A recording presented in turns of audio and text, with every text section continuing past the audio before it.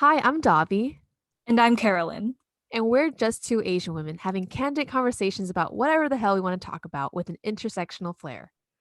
That being said, today we're going to talk about how to live a happy life. So get comfy and stick around. Hello, everyone, and welcome back to the Just Two Asian Women podcast. Again, my name is Carolyn. I'm Laotian American. I'm 25, and I just got into grad school. I'm so excited for accounting. This makes my accounting plans so much easier. Dude, how was the process of applying online, everything online? It was really easy because I didn't have to do or submit a GRE score because of COVID. Yes, I thank know. I was like, God. yes, I am applying. But congrats. Thank you. Do you feel like that's making you happier?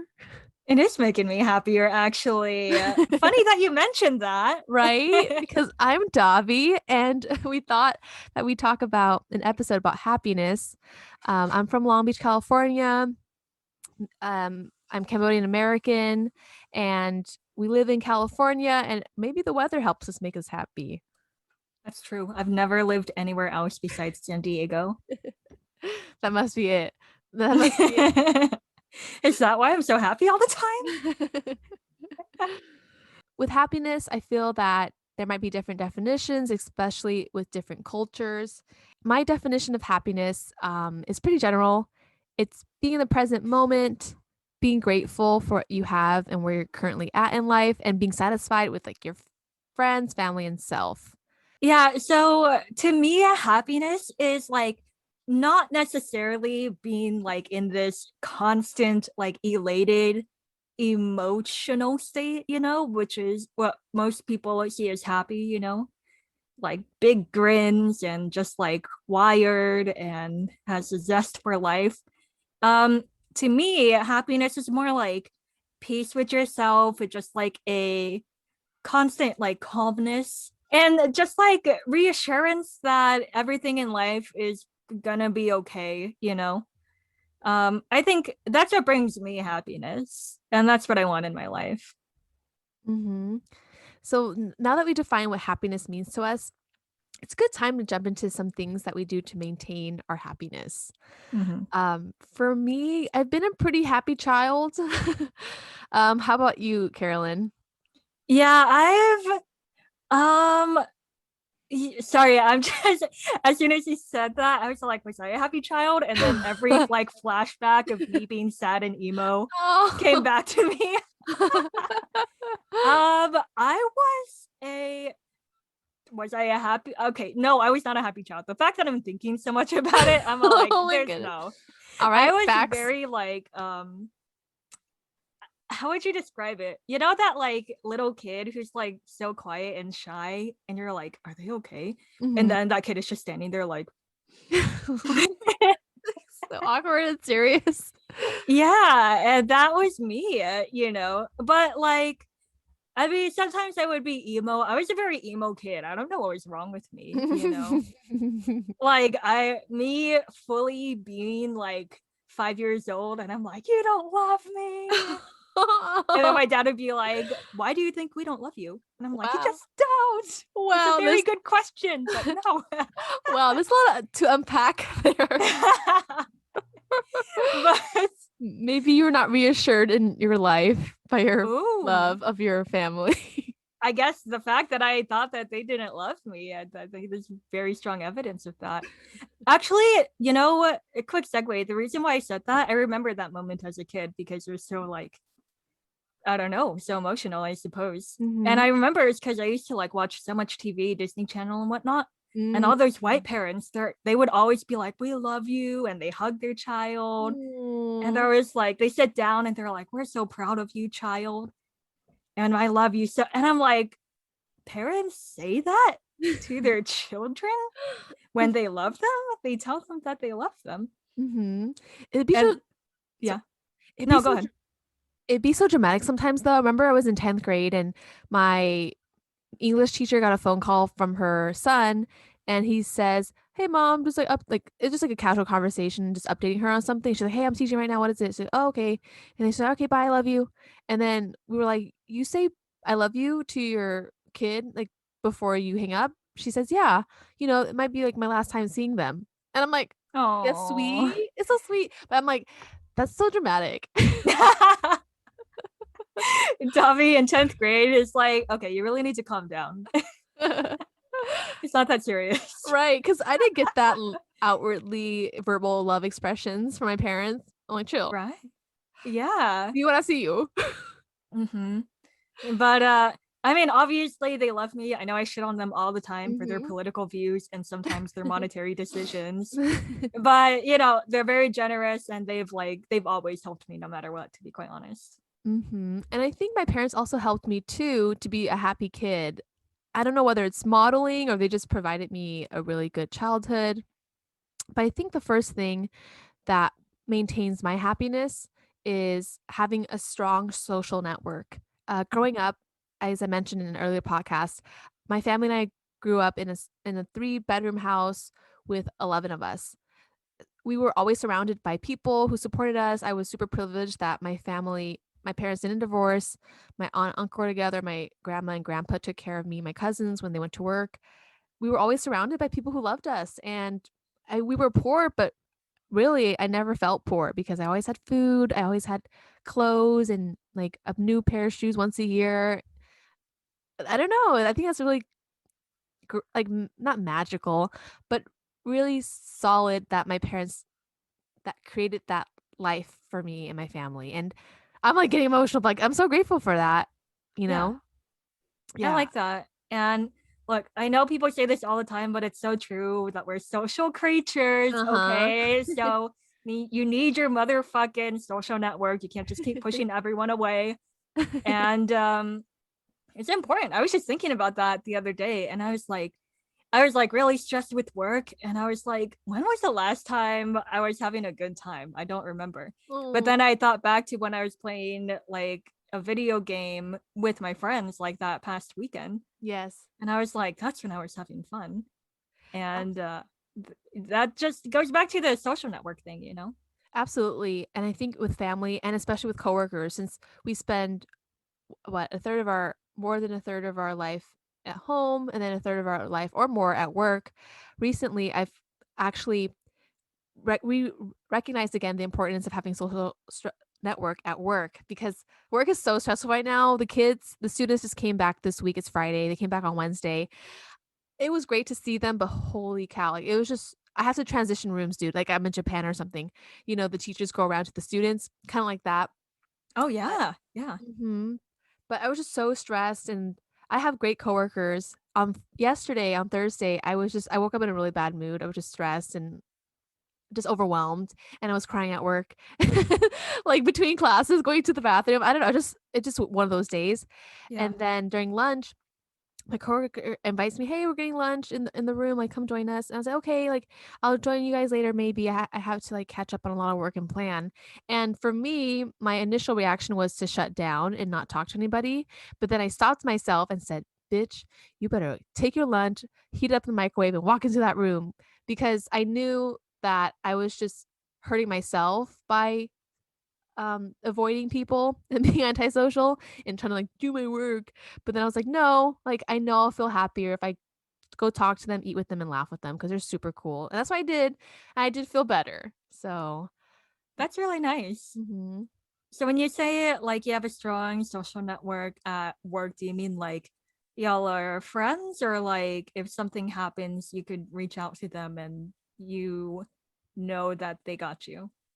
It's kind of a little bit of both, more so like coworkers, but I would consider like one of them a friend. But yes, I can definitely support count on them for their support. They're always asking, "Hey, do you need this or that?" Or "How's your day been?" Um, even had one outing together that was just super fun, and we click really well. They're just awesome people. Yeah. That's really nice. I love that for you. Mhm. I can't say I do that myself. I actively don't make friends at work. I'm like, I I didn't come here to make friends. I Oh, came yeah. here to work. Yeah, that's like your prerogative, and I get that because like, you're trying to be professional and have boundaries. Have you made, um, a friend at work yet, and how was that? I have um but I don't answer her phone calls, Hmm. if that makes sense. Yeah, that makes sense. It's just they're not right now a priority or like high on the totem pole. Yeah, I suppose. I think it's just a me problem too. Like I just like don't care enough to reach back out to them or do anything more serious with them. I think they're great, obviously. Like there's Hmm. nothing wrong with anybody. But to me it's just like I just don't care. Hmm. I mean, that could just be it too. Honestly, some people you like really want to hang out with them. Some people are cool, but like we're cool at work, but I don't really want to hang out with you that much outside of work, type thing. You know? Right.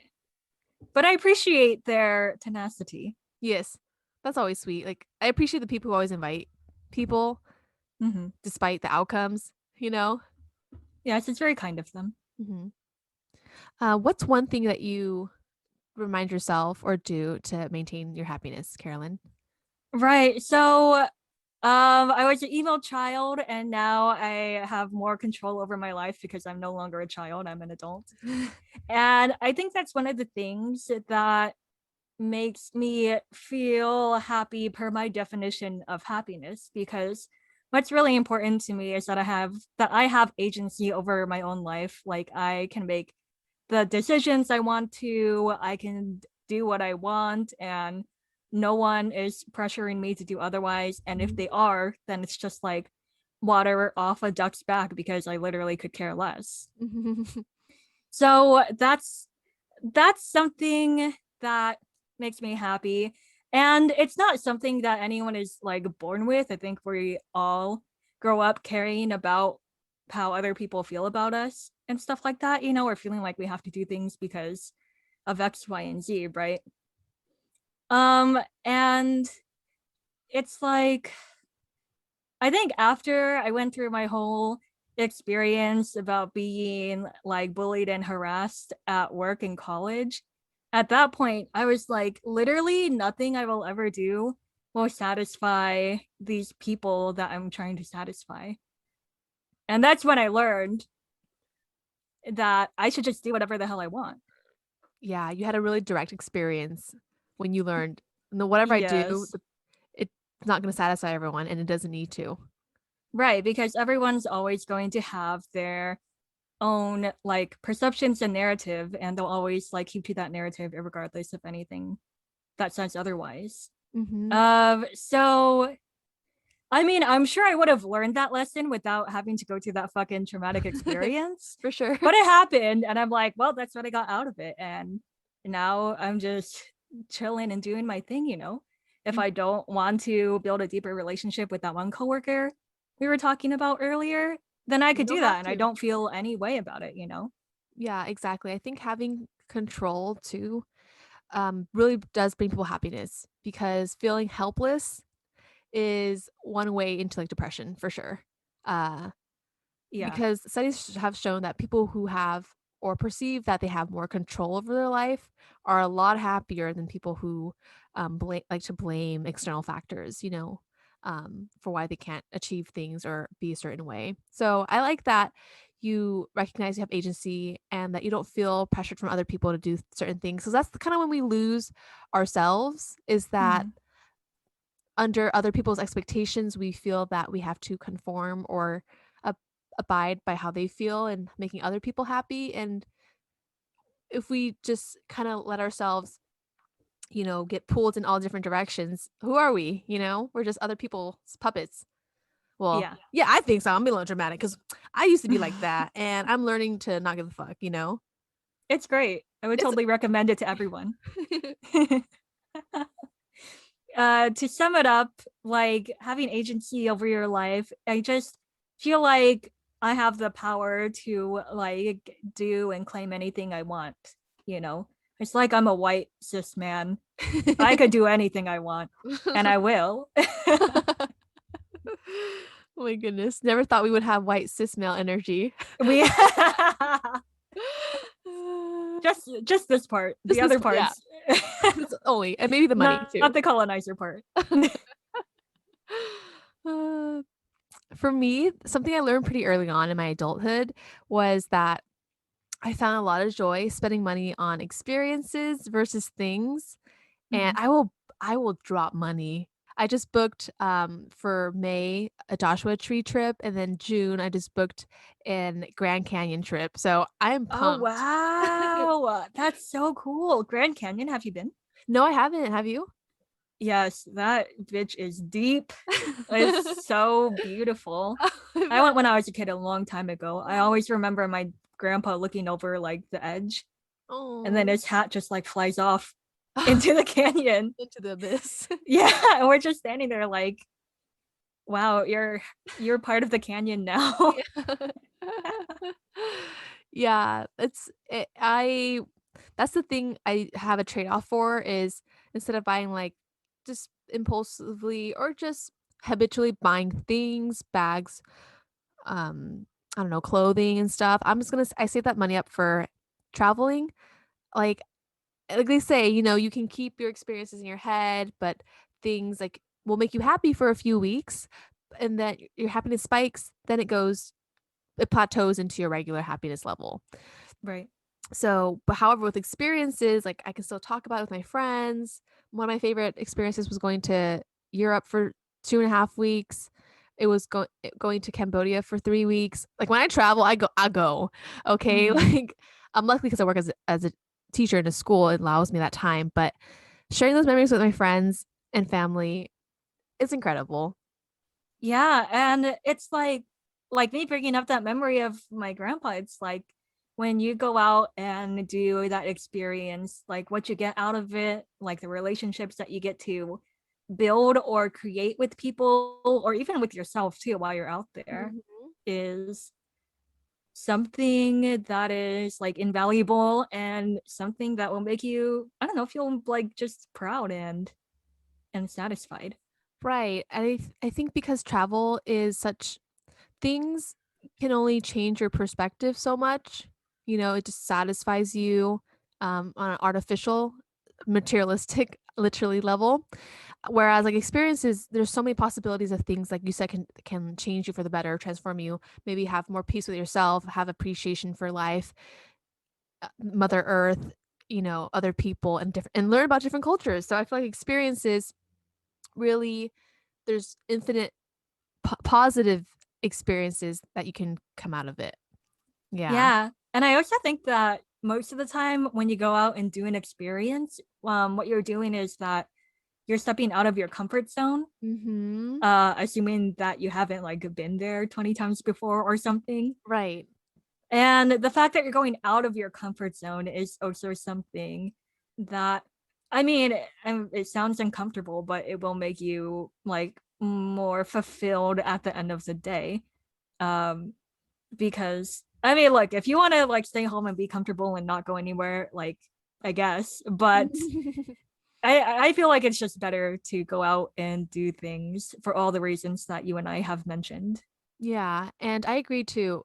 Getting out of my comfort zone is a big thing. I forgot which book I read it from, but every day the author tries to do something they're scared of. Every day. I know. I was like, that's a lot. Yeah, I'm like, what? Do you have a job? Like, Yeah. what are you doing? Yeah. I think it can be like really small things, such I as guess. running a different part of the neighborhood, you know? Okay. Okay. But you know what I'm saying? Like for me, like I always go the same route. But I was like, maybe I Right. shouldn't, because what if a kidnapper keeps on like Right. studying. What if you have a stalker? Yeah, what if I stalk her and they're like studying my tracks and I should really not. You got to throw them off. Like, yeah, I should do that. Yeah. But anyway, super excited for my experiences. What experiences come to mind that make you really happy? Um, I always go back. I've said this, I referenced this trip like 100 times before, but Okay. when I went to Costa Rica with Tito, I just love that place so much. Only because I went with Tito, though, to be quite honest. Mhm. With It's anyone else, it would have been like an okay trip. mhm. But I just remember like being there. We went to this really cute small town. Like literally, I knew the layout of the town after being there for one day because Aw. that town is literally like 2 blocks big or something. Wow. Mhm. I know, and it's right by the coast, so it's like a port town, I suppose. Mhm. I don't. remember anything in particular that made me like learn something, or like not one itinerary item on our list like stands out to me, but I always remember the way that I felt, which is like very happy and very like, wow, look at all these birds, and like, oh, I can't believe we're here. We're in Costa Rica. Look Mhm. at all these dogs, stuff like that. Mhm. Awesome. One thing that I do to keep myself happy and satisfied with life is also reclaiming my time, which kind of like goes back to the whole agency thing.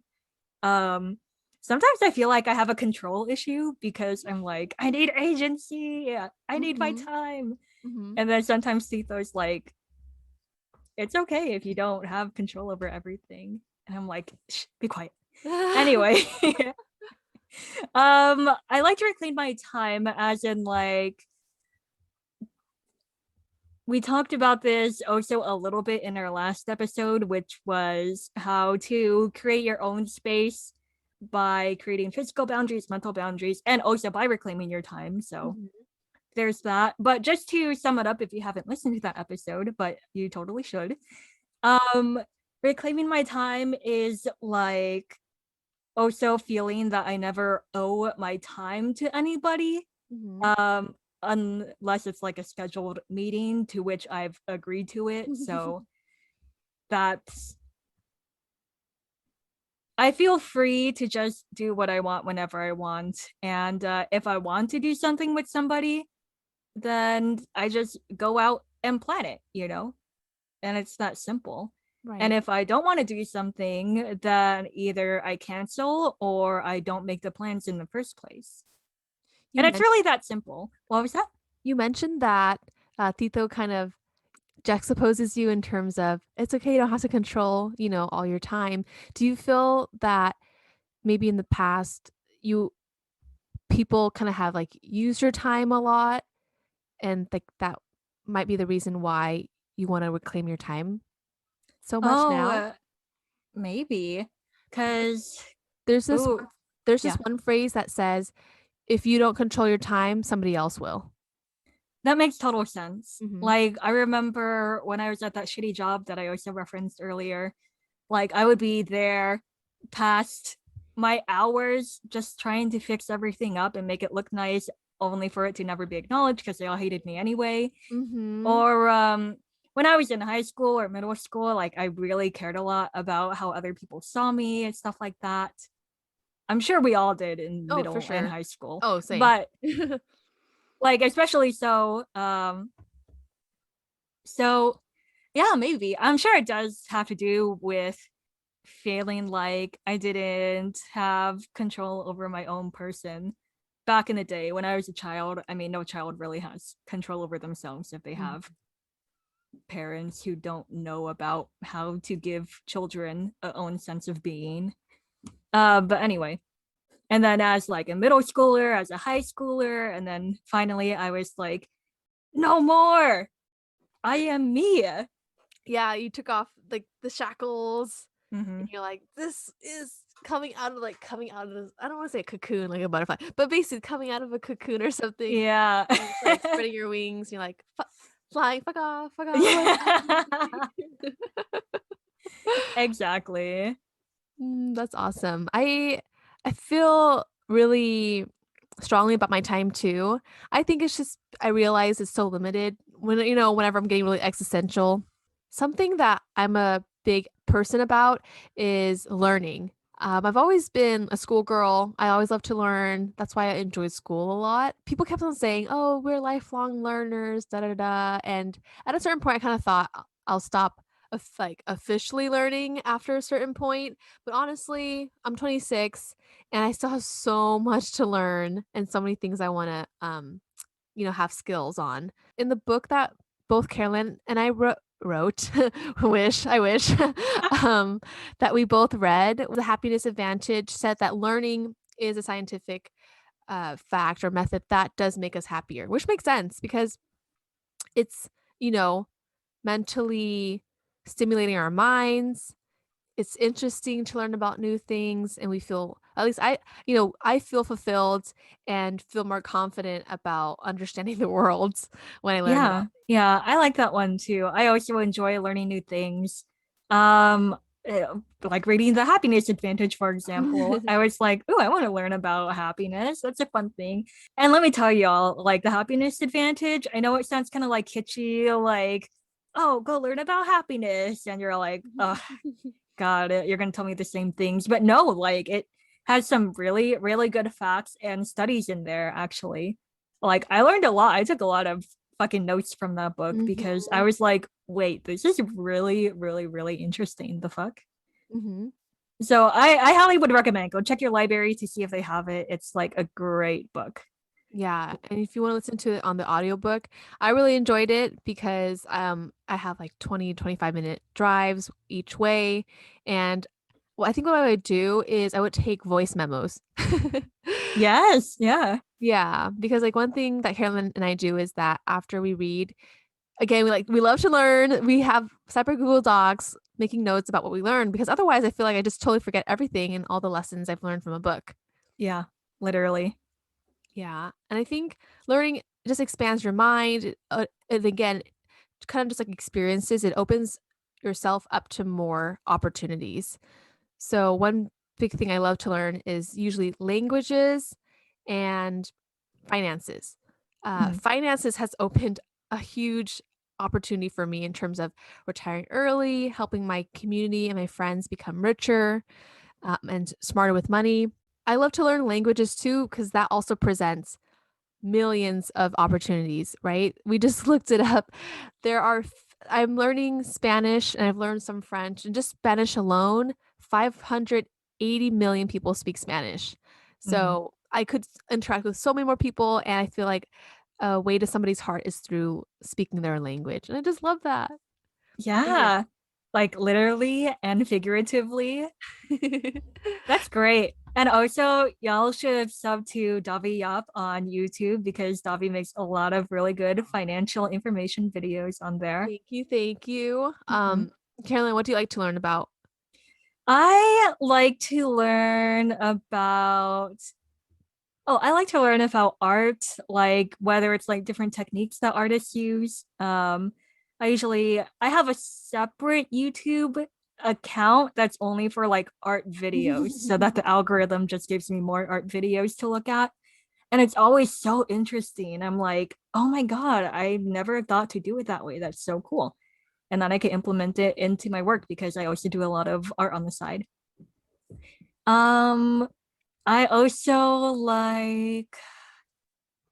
I like reading a lot of science books. I guess they are mainly like psychology Mm, focused. Like I don't mhm. read about quantum physics or anything. I Oh, read for sure. about like I read about like like the happiness advantage, or I'll read about like police brutality, but through the lens of how it's violence against women.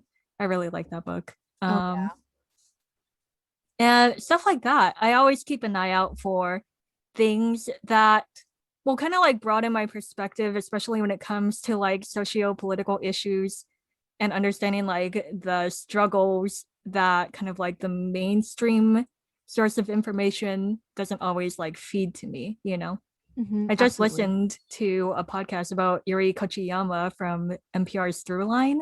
Mhm. That was such a good podcast.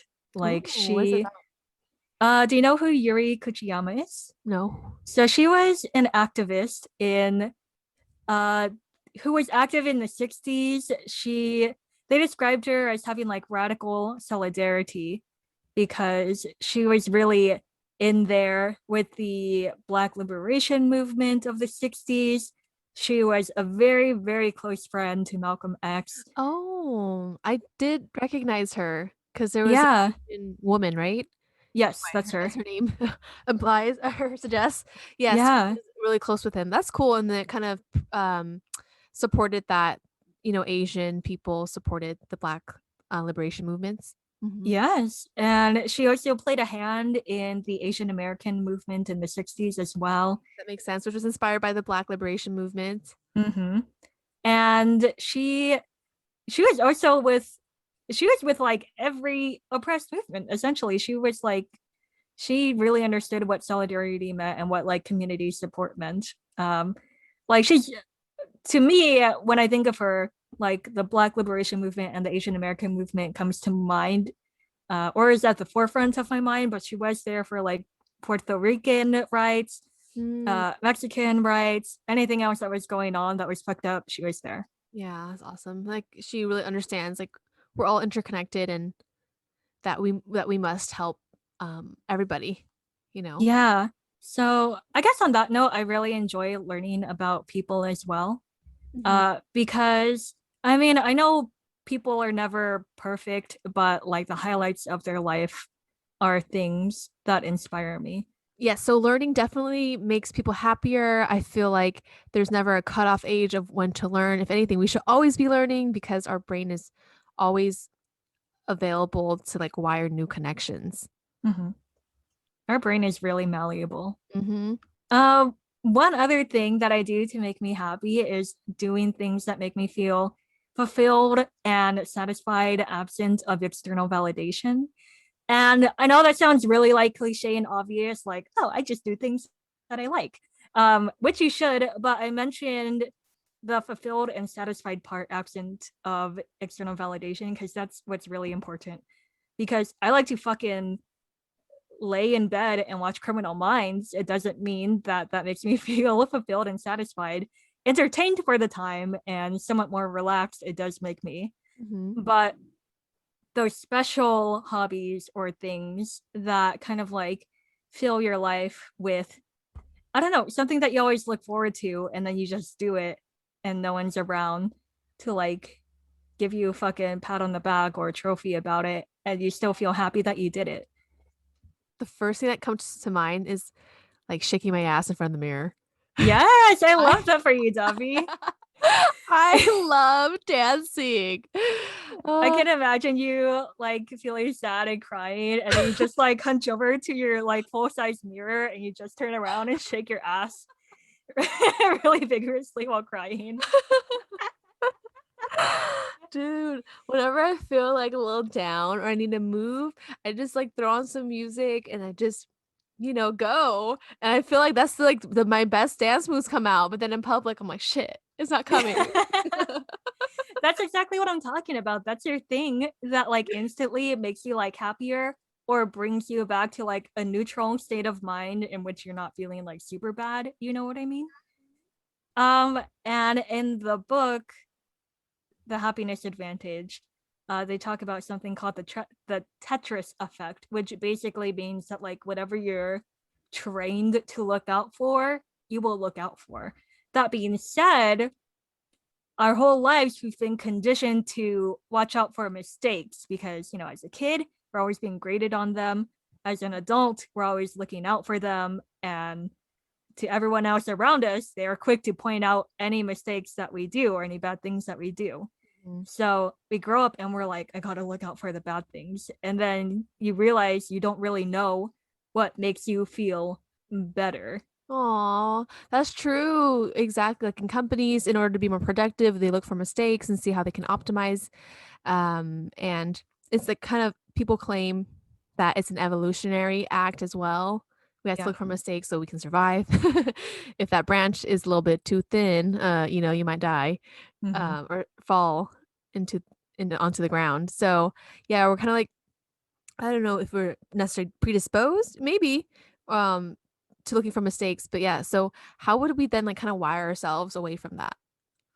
Yeah, I guess being like in the present moment and being attuned with how you're feeling. Cause I don't know, I guess some people just like are just walking through life looking to get to the next thing immediately without understanding like what's going on or processing what they're feeling, right? I feel that So af how could they know what makes them feel good if they're like they don't sit down and realize that like, oh, I feel good right now. right, and I feel I've been kinda doing that this week or last few weeks after work. It's just going home, going straight to my bed, and going onto Instagram, and it numbs me, and I'm like, "Whoa," like, I told myself I don't wanna do this, I wanna use Mm-hmm. my free time to really be with myself and be at peace, and, I've kinda noticed that's kind of been maybe that's what I've been doing. Maybe I cried yesterday. Maybe because I've been suppressing my emotions, and instead of feeling Oh, them, I was like on Instagram, like dee dee dee dee dee, la la la la, whatever, whatever. And then I'm like, I'm so stressed. that's interesting that you bring up the numbing thing because, like, I think we all have that thing that kind of like numbs us because you feel bad, and we're like, I don't Yes. want to feel anything. So I watch Criminal Minds, and I do love that show. I fucking love that show, but it doesn't like make me feel better. You Right. know, it just makes me feel, nah, I'm distracted now. Exactly. As you said, you're entertained for the time being, but then after you're kind of like, still feeling like something, feeling a certain type of way, you know? Yeah. So I think what's important is having like that a more active activity, a more active hobby versus like a passive hobby, like watching TV, I would say is pretty passive. Right. Versus Um, like going dancing and like shaking my ass in front of the mirror. That's pretty active. yeah, that is really active. Like actually physically active because I'd be sweating. I'm like, oh my God. Literally. So stuff like that, riding a bike, playing sports, Yes. or even reading a book, I would consider an active hobby because Oh, it is. Because you have to actually read, you know? right. If I have my phone next to me and I see it, I am so tempted to. So I literally just put it on under my pillow and I pretty much forget about it. Yes, and you definitely need to like out of sight, out of mind is real. It's very real. Sometimes I'll just like push it like an inch further back in a drawer where it's completely out of my eyesight, and Exactly. then I never grab it. But also you got to make it silent as well because they did this one study Uh-huh. where if you hear a notification from your phone, your cortisol levels will spike, and cortisol is your stress hormones. Right. So it's like most of the time I will pick it up. So I agree. It cannot be vibration because I'm just so curious. It could just be a stupid email spam, you know? Exactly. So yeah, go. I hope everyone has like that one thing that makes them feel fulfilled and satisfied. I think the numbing activities is also needed, but not something to rely on, in my opinion. Absolutely. Mm. But yeah, for me, I just love to make art and draw, you know. Aw. It's fun for me. I don't know how to describe it. I guess any other artist could understand where I'm coming from, but it's just very, very, very like satisfying to have a finished piece. And I'm Yeah. like, I did good. I did a good job on this. And then move on to the next one. We talked about things that maintain our happiness, like kind of day-to-day things, but then what happens when we're not happy? Just Mhm. like for me, I was crying like yesterday. Yeah. What did you do? Um, I oh, good questions. This is what I usually do when I'm sad or overwhelmed. I allow myself to cry. Mhm. Um, because honestly, I need to let that out. Otherwise, I will bottle it in more and just like explode. Not on somebody, maybe on somebody, or just maybe what it seems like I just overreact to something, but in reality, I was just like in pain for who knows how long. And Yeah. then I just try to breathe and realize whatever I'm overwhelmed about, I am strong and I can overcome it. That's good. Yeah, I would definitely say to feel it out because like we do things to maintain our happiness, but life is always peaks and valleys, as RuPaul says. So um we will always be sad and unhappy eventually. But active things to do to get back to like a nice neutral baseline or even a happy level of whatever, a healthy level of not sadness, essentially, is to do what you mentioned and is to like feel it out, you know. Um, I acknowledge my emotions, you know. Most of the time when I feel sad, I feel like it's sad, but it's also paired with like a lot of anger.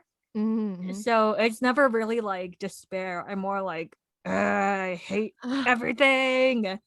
Um, and I'm like, okay, I'm upset and I don't want to be upset because the fact that I'm upset makes me even more mad. I don't cry too much, probably just because when I was a kid, I was always told not to cry. So now I just don't anymore unless I'm watching a sad movie. But um, after I feel it out, I like distract myself immediately. Oh, okay, okay. Like I am I am a distractor, or I am. That's not the right word. I am someone who wants to be distracted. So that's when I kind of like rely on my numbing activities to distract me. And then when I feel better, I go to my happy activities, if that makes sense. Mm-hmm. So I go watch Criminal Minds because there's fucking like 5,000 seasons and I'm always going to have a new episode to watch. Uh, And that makes me feel good. And then I just forget about most of the things that happen. And then I go about my day. And then I'm like, it's probably fine. yeah, for sure. I think I take a more active approach. So in general, like if I'm sad, I agree. I think I'm more angry. I was more and then sad. I think they kind of go sometimes they go hand in hand as like either angry or sad. But usually because I'm angry or sad, it's probably because I've let things in for so long. So I do the opposite and try not to numb myself, otherwise it'll get worse. So I Mhm. usually just go do something like go on a walk, talk to a friend on the phone, and just try to I don't know what it's called. It's like just self-soothing activities. So go crying in the shower. Mhm. I don't cry that much, but it sounds like I do. I believe you. I believe you. I cry or shower, take a shower, maybe do some deep breathing. I agree. When I get angry, it just takes up my entire body. Maybe I don't know if it's like that for everybody. And just really try to diffuse those emotions. Yeah. Yeah. Yeah. Well, is there let's see. And I think my impulse is to eat shitty food, like burgers, etc. But then I feel like crap, and then I realize I should have eaten healthy food. So I saw this interesting like post on Instagram. It's not really factual or anything. Actually, I think it was a reel on Instagram. And Mhm. it basically was like a story, I suppose, or a scenario about when you're a child and you feel sad, and then an adult figure is like, "Are you sad?" And the child's like, "Mm-hmm." Mhm. And then the adults are like, "Do you want ice cream to make you feel better?"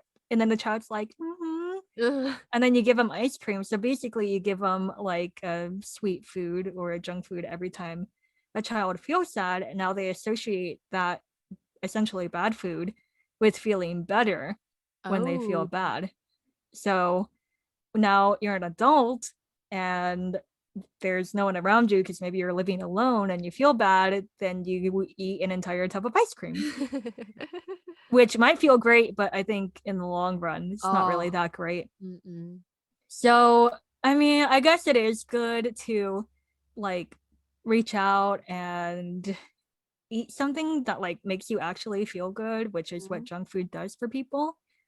But I don't know. I've been more ever since I saw that. I was all like, "Damn, that's a good point." I've been more conscious about like because my go-to when someone's sad, I'm like, "I'll get you anything you want to eat. Just tell me." Mhm. But I've been more conscious about doing that because I'm like, but then I'm associating like a bad food with feeling better, but that's not really the case.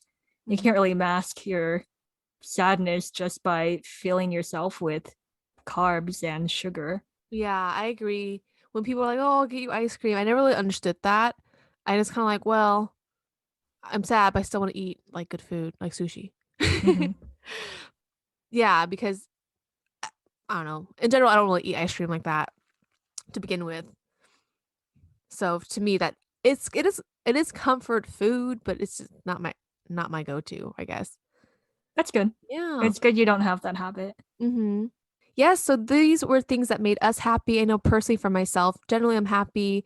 I'm not diagnosed with anxiety or depression. So, maybe these tips and methods have worked for me pretty well. But I'm hoping you can take some things away from this podcast episode, um, and just know that maybe your personal situation might have to be supplemented too with therapy and other forms of interventions. My thoughts exactly. We're going to wrap up today's podcast here. We want to hear from you. What are things you do to keep yourself happy? And what makes a happy life? Email us at just2asianwomen@gmail.com, DM us on Instagram at just2asianwomen podcast, or comment on our YouTube channel at just2asianwomen. And you could find our podcast on Spotify, Anchor FM, and YouTube. Thank you so much for listening to our podcast. If you enjoyed it, please consider sharing with your friends. That would be great. You'll hear from us again next week. Again, my name is Davy. And I'm Carolyn, and we're just Just two two Asian women. women. Bye, everyone. Bye.